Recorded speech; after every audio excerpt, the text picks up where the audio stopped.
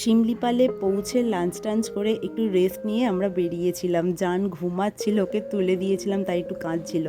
আর এই যে বাইকটা দেখলে, ওখানকার একজন লোকালের কাছ থেকেই রিকোয়েস্ট করে বাইকটা পেয়েছিলাম। পেট্রোলটা ভরে দিয়েছিলাম আমরা।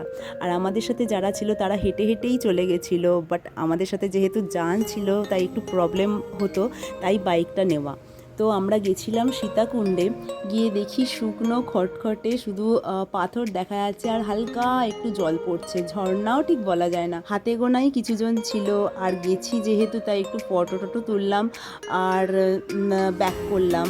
আর এই যে রাস্তাটা দেখছো খুব সুন্দর ছিল, কিন্তু চারদিকে সবুজ আর মাঝখানে লাল মাটি, দারুণ লাগছিল।